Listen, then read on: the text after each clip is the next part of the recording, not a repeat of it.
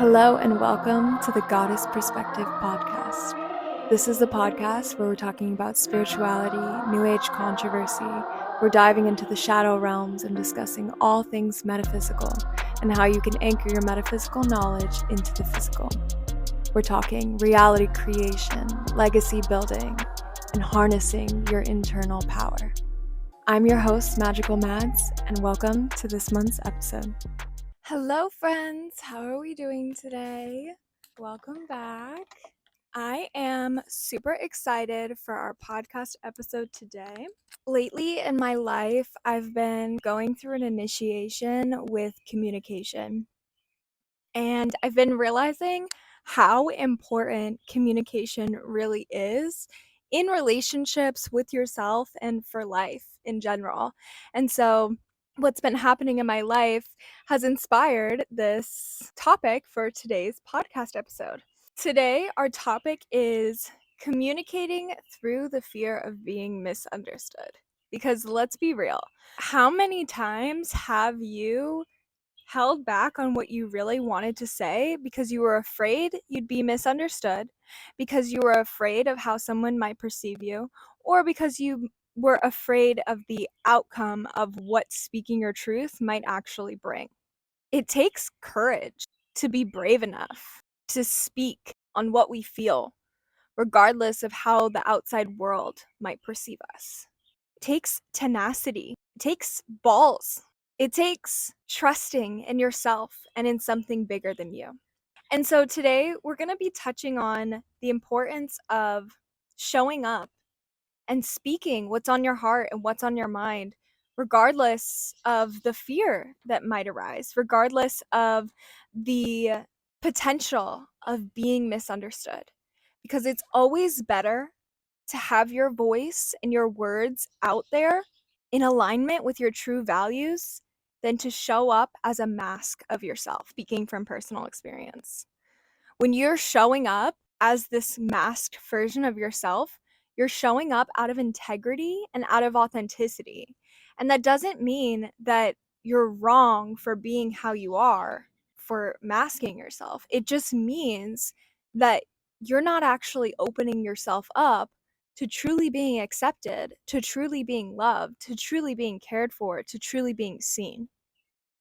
And you're never actually going to allow yourself get your needs met if you don't let down that mask and just show up and communicate. A lot of the time we communicate passive aggressively. We talk about how things affect us in a very passive way. We're like, it's not directly addressing the issue because we don't want to cause problems.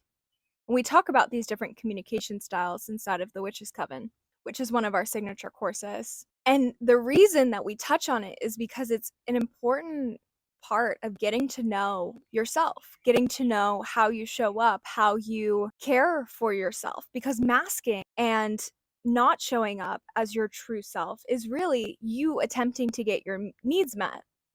But the true reality of that tactic is that the real you doesn't end up getting their needs met. So a lot of the time, this fear that silences us comes from the fear of being judged, misunderstood, rejected, or causing conflict. But let's talk about these fears. Let's bring them to the surface. When you have a fear of being judged, is it really that you care about how someone else is perceiving you? Or is it because you're afraid that they might be right about how you feel about yourself deep down? What I'm asking when I'm asking that question is, are you really afraid of someone else judging you? Or are you actually afraid of them confirming the judgments that you have about yourself, about what you're doing? Let's take this in the example of showing up and selling. You're afraid of being judged for selling, right? Is it really that you're afraid of being judged for selling? Or is it really that you're afraid that other people will confirm that you are pushy and salesy and those things are bad? because that's the judgment that you've already made about yourself. When any of these fears come up, being the fear of being judged, misunderstood, rejected, or causing conflict, it's only because it's playing out an internal dynamic that's going on within us that we are unwilling to face. So when we're afraid of this rejection, it's really that we're afraid of confirming that the parts of us that we've already internally rejected aren't worthy of being accepted by other people either. And the tricky thing about this is that really only shifts when you choose to make that shift within. When you choose to bring acceptance to those parts of yourself, when you choose to bring acceptance to the parts that you've judged, when you choose to accept any state of being and allow yourself to be unconditionally loved through that state. Now, here's what happens when we stay silent and we don't speak up. When we stay silent, when we don't speak up, it can create this internal resentment towards ourselves because we're not actually taking care of ourselves. We're not actually meeting our needs. We're masking meeting our needs. We're meeting the needs of a part of ourselves that we created in order to stay safe. Sometimes staying silent can create confusion. You don't even really recognize who you are or what you want because you're so concerned with staying safe or with pleasing the perceptions of others or the narrative or society. And then another outcome that is a potential outcome is you are put in situations of misalignment because you're no longer speaking up for what you really want, what you truly desire. And so you end up in these situations where you're not really getting what you truly want or you truly desire because you haven't actually decided or affirmed or spoken out loud or told the universe what it is that you truly want. And like I said, this doesn't happen because there's something wrong with you. I've been through this so many times in my life, I can't even count, right? It's a pattern. It's something that is ingrained in us by society. And especially if you resonate with being codependent, being a people pleaser, being a perfectionist, sometimes those tendencies make it easy to avoid hard conversations. In the case of perfectionism, we're like, oh, this isn't the right time. This isn't the right moment. So, yeah, we can't talk about this right now. And then you push it off for a later date. People pleasing will say, oh, I don't want to make them mad. I don't want to hurt their feelings. I just want to keep the peace. And so you push it off for a later moment. Codependency says, this isn't their fault. This isn't my fault. It's all good. And you brush it under the rug and push it off to a later date. So I want you to take a moment here and begin to notice what tendencies, whether it's people pleasing, perfectionism, codependency, maybe it's something else we haven't talked about here. What tendencies come up for you when it's time to have hard conversations? Maybe it's avoidant. Maybe it's super anxious. You worry about it so much. These are aspects of codependency, right? But maybe you're super anxious about it and you get all in your head about it and you make all these stories and these narratives about it and then you don't actually have the conversation. How is your conditioning showing up in your life when it comes to having hard conversations? Are you putting it all on yourself? Are you carrying the weight of the world on your shoulders? Are you blaming and making it not about you at all? Refusing to take accountability? These are all coping mechanisms because of fear. Now, when we choose to face the fear, to see the fear, to know that the fear does not have to consume us or control us, rather that we can utilize the fear to fuel our fire, to fuel our individualism, to fuel our wants and our needs. How are you using fear? How is fear using you? Are you letting fear silence you? Are you allowing fear to cause you to be overreactive? These are all things to explore when it comes to communication. A lot of the time in relationships, no matter what kind of a relationship it is, whether it's with yourself, a friend, a lover, family, we fear communication because we have this fear of being rejected, of being misunderstood, of causing conflict, of being judged. But what happens when you accept that you will be judged, that you can't stop it from happening. You will be misunderstood. You will be rejected. You will cause conflict. You will be the villain in some people's story. What happens to the fear when you begin to accept that? It doesn't seem so scary, right? It doesn't seem like it has so much control over you.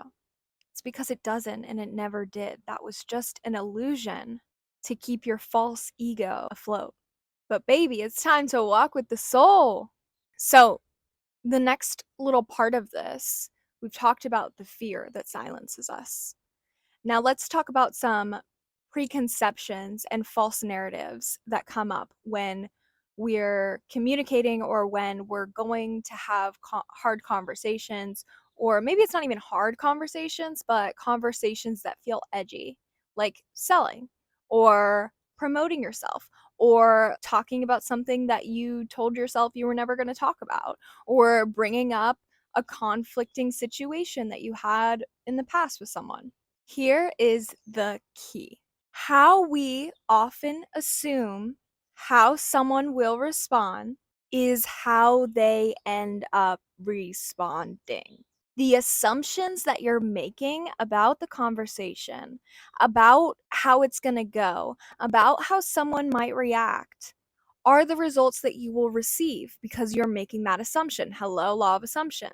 But what would happen if you went into the conversation with an open mind? What if you went into the conversation with the assumption that you were going to be accepted? How does that shift the outcome of the conversation? I can't tell you how many times I was afraid to bring something up, and then once I just went ahead and did it anyway, the person didn't react or respond in the way that I was fearing. They actually reacted or responded in the way that accepted me, because I have a generalized assumption about my life that says I am accepted, I am loved. And this is the work we do inside of managing the mind. It's the story and stories for success. It's the stories that we create in our heads that keep us from expressing ourselves. We keep ourselves locked in that loop because of that fear. But when we face the fear, we dismantle the fear, we dismantle the projection, and we can live from an open mind with the assumptions that make us feel loved, accepted. And a big one here is a lot of us have this assumption that the world is out to get us, or the world is hurtful or scary, or it's a scary place we need to protect ourselves from. But here's the truth. The world is only as scary as you make it. The world is actually here to love and support you. Will you allow that? Will you allow yourself the grace of communication to express your wants, your desires, and your needs, to show up for them regularly, and to receive that same love from the external world? You have to give it to yourself first, though.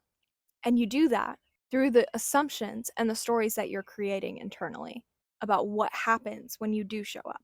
We think that if we just push it away, or if we don't have the conversation, if we just hold it in, that it will go away. But whatever we avoid comes through the back door. It pops up out of nowhere. It comes through in ways that are less than desirable. There's so much relief in letting it out, in saying what you need to say, in feeling how you need to feel, in showing up in the ways that actually support your true self, your true feelings, your true needs, and your true desires. So, what happens when you say it anyway? When you actively choose deeper communication, when you actively choose to authentically communicate, to be open about your expression, there's deeper connection, unexpected healing, there's clarity. You end up at the right place at the right time. You end up around the right people, people who see you, who can actually be there for you because you're showing them who you truly are and you're not putting on a mask to fit in. There's so much power in allowing yourself to be seen and witnessed in your truth, even if it's uncomfortable, even if someone else disagrees with you. You'd be surprised the people you will begin to attract when you start standing in your truth unapologetically, without needing them to conform to what you believe in. They will look at you and they'll be like, That's amazing. I love that you believe that. I don't believe that, but that's amazing. Good for you. I love that you're standing in your truth. And that conflict that you feared, that rejection that you feared, you begin to experience the polarity of that, which is acceptance through yourself first. And then it doesn't even matter if someone else accepts you, but often they will. The outcome really isn't the point. The whole point is the medicine of communication, of standing in your truth, of communicating your truth, even if it's scary, even if it feels edgy. Because in those moments, that's how you build your self concept. That's how you build your self assurance. That's how you build your relationship with yourself. And that is the relationship that takes you through any endeavor in your life.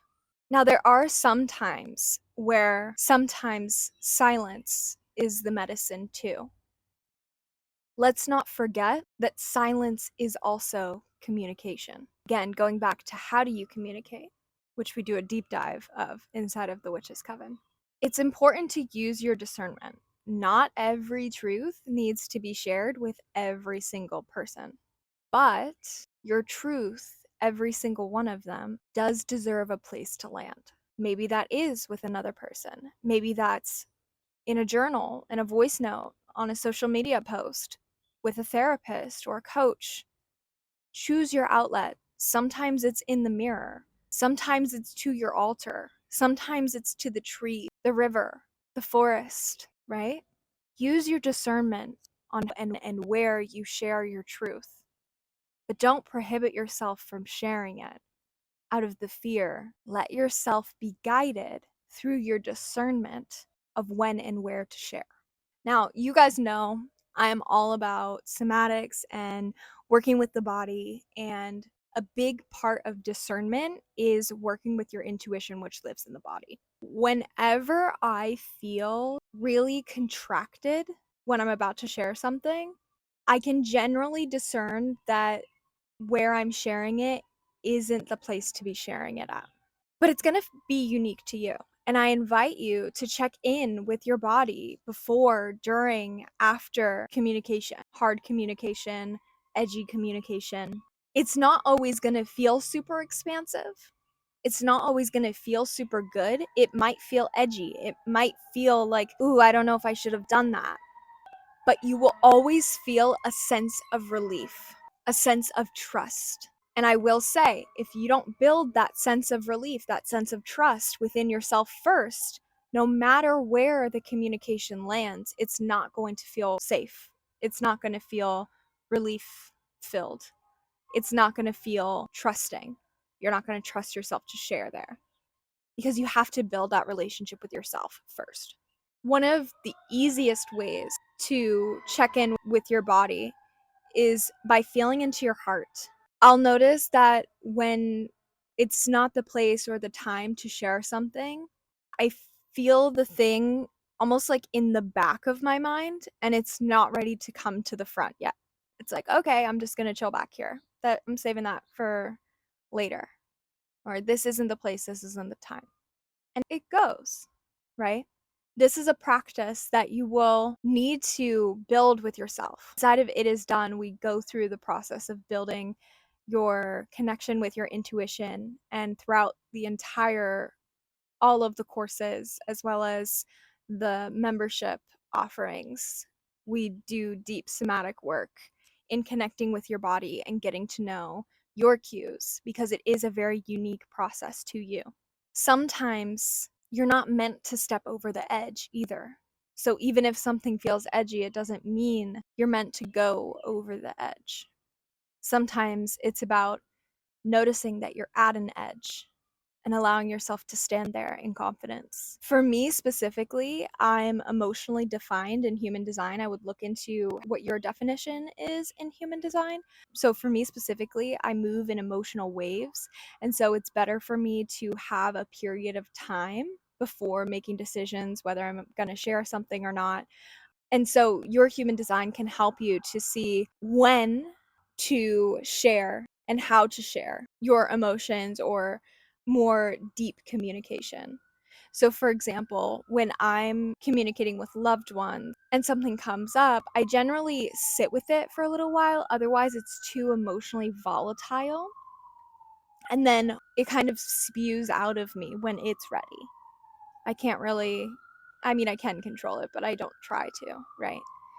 So get to know your emotional waves, get to know how your emotional definition works with your expression. And if you're listening and you're feeling like, I want to speak my truth, but I'm still learning how to feel safe in doing that, I created a space exactly for that. And it's called the Dragon's Den Yearly Portal. It's all about reclaiming your fire, setting boundaries, learning to communicate from your power without having to shrink, explain, or apologize. It's a space to practice, to untangle yourself from old patterns, to say the hard thing and not collapse, to spark your magic again and again and again until it feels like it's second nature. This is the portal that includes all of our signature courses, as well as a somatic portal and a few additional freebies. There are self-led mastermind style chats, and it's really a place to expand into the depth of your soul and allow it to overcome you in a way that doesn't feel overwhelming. So if you're craving a sacred container where you can do this work with support, the Dragon's Den is open. We do have a monthly option as well. It doesn't include any of the courses. So for the deep dive, I definitely recommend doing the yearly portal or finding a unique specific signature course within our offer suite that is what you really want to dive into right now. Spark Your Magic is our boundary setting course. And this is where we talk about how to consciously set boundaries, and communication is a core value that is woven throughout the entire portal, but specifically inside of this course. And so if you'd like to join either the portal or get the all access pass, the link is available on my website or it's in the show notes. This is going to be a space for you to really develop your relationship with the inner masculine and the inner feminine. The masculine is more of the boundary setting and using discernment, whereas the feminine side is intuition. Discernment is a part of intuition, but discernment is more masculine, intuition is more feminine. And so those are the spaces that I really recommend for you to step into to dive deeper into this work. So let's continue. How can you begin to start showing up and having this hard communication or this edgy communication now? This works for in your relationships, in your content, in your relationship with yourself, in your relationship with your guides. There are a few ways that I like to kind of open the door to speaking on something that may feel a little edgy or may feel a little hard or conflicting. And it's really just to be honest about how it's making you feel. This is hard for me to say, but it's important to me that I do. I usually don't talk on things like this, but I just have to say, I know this might make you feel some type of way, but I really need to bring it up. Hey, this is how I've been feeling, and I'm not putting it on you, but we need to have a conversation about it. What are your needs? What are you feeling? How can you come together in those needs, in that feeling?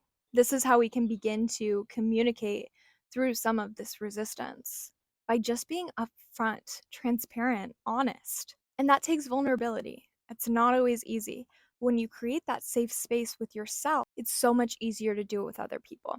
Another tip for this is I like to, or for me, it's been really nourishing and regulating to do this in circles that are outside of my normal everyday people.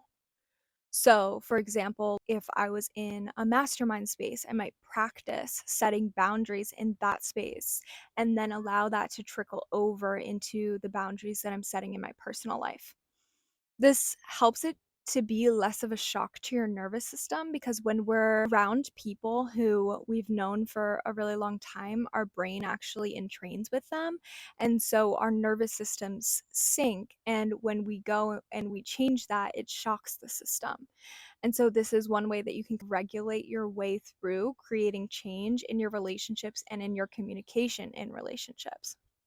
You could even try doing it on social media and then allowing it to trickle over into your relationships. Or if it feels less edgy, doing it in your relationships first and then letting it trickle over into social media. But it all plays together, it all plays in a realm together.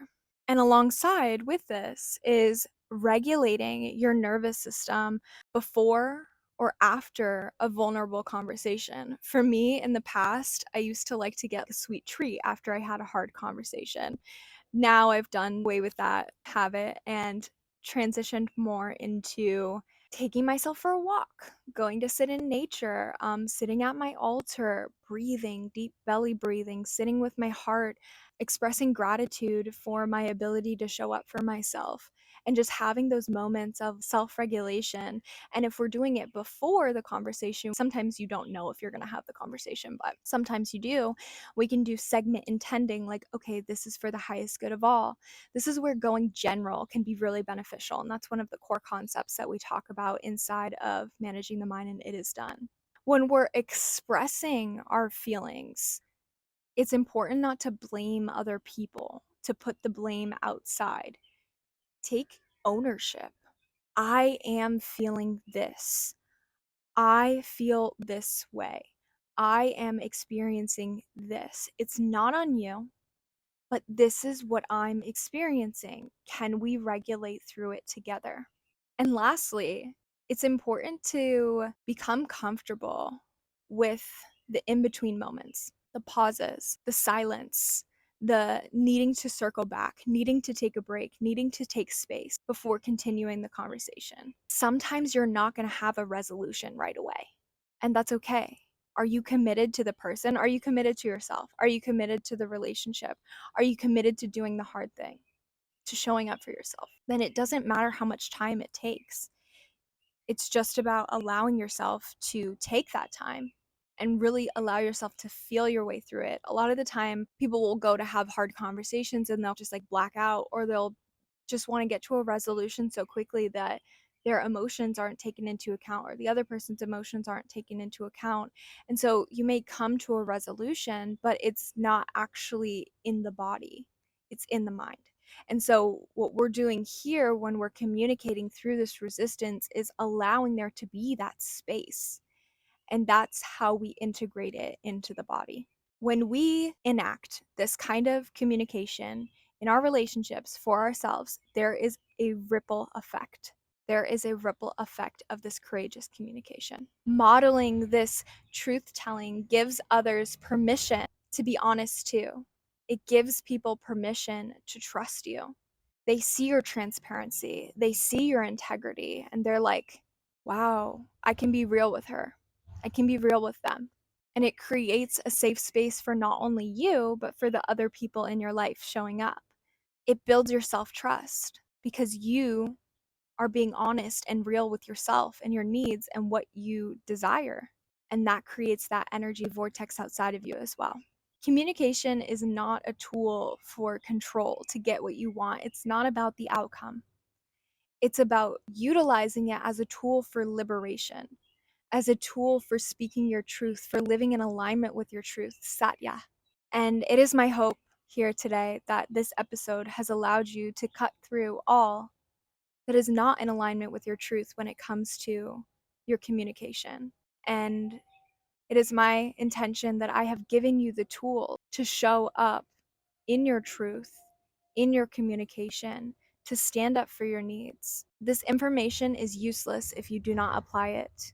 So now it is your turn to go and do the work and change the world. I believe in you. Thanks for being here with us today. Thank you so much for joining us on this month's episode. We look forward to connecting with you deeper. please drop a comment, leave us a review, leave some feedback. Let us know how you received this episode. And as always, our DMs are open. The website is live, and we welcome you into our world as you come alive. Oh, and bestie, make sure you check out the description of this podcast because there's some special links there just for you. Okay, I love you. Bye.